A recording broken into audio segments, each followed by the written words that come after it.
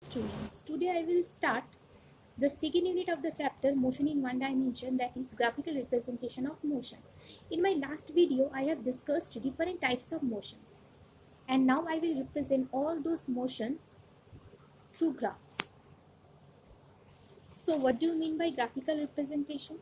Graphical representation means pictorial representation of two sets of data like displacement time, velocity time, etc.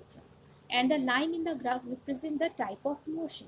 So motion of a body can be represented by different types of graphs like displacement time graph, velocity time graph, and acceleration time graph, which can be used to calculate speed, velocity, acceleration, and distance traveled by body.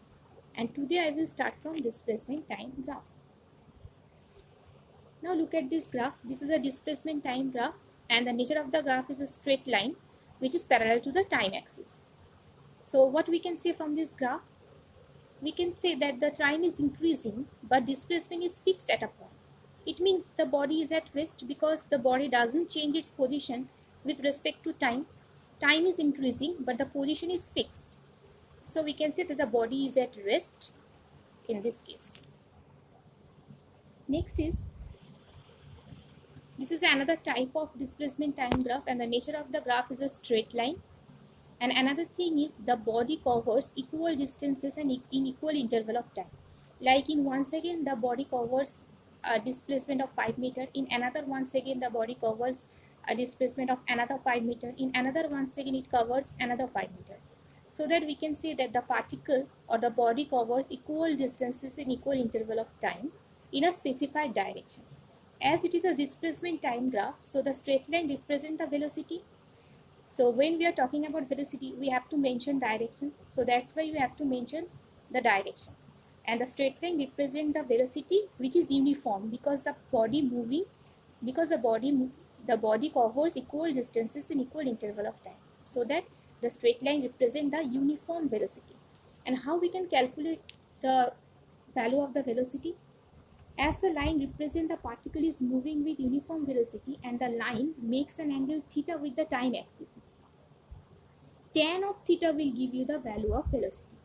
So tan theta is equal to velocity, and velocity is equal to displacement by time. Displacement is AB and time is OB. So from this we can calculate the velocity.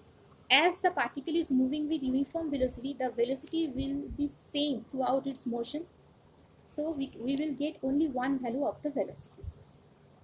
Next is non-uniform motion. So what do you mean by non-uniform motion? Non-uniform motion means when the body covers unequal distances in equal interval of time. This type of motion is called non-uniform motion.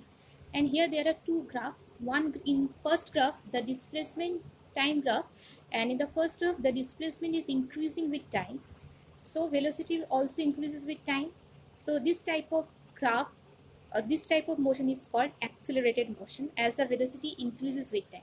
And in the second graph, the displacement decreases with time, and as displacement is changing, velocity will also change, and this type of motion is called retarded motion as the velocity decreases with time. So how we can calculate velocity from these two graphs? These two graphs represent the non-uniform motion as velocity is changing. In the first graph, velocity increases with time, and in the second graph, velocity decreases with time. So velocity is continuously changing, so we will not get only one value of the velocity. So how we can calculate velocity from these two graphs? So first we will draw a tangent on the curve, and the angle made by the tangent with the time axis, that is the x-axis, will give you the value of velocity. So how can we calculate the velocity? First we will draw a tangent, and the angle made by the tangent with the positive x-axis will give you the value of velocity. As this type of motion is non-uniform motion, so velocity will change. Velocity is continuously changing with time. So here the theta will also change. For different value of theta represent, the velocity will also change with time.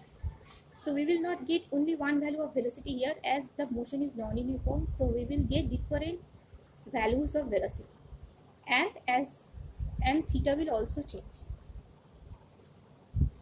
So today we have discussed displacement time graph, and the next class I will discuss velocity time graph. So thank you. Like, share and subscribe my channel.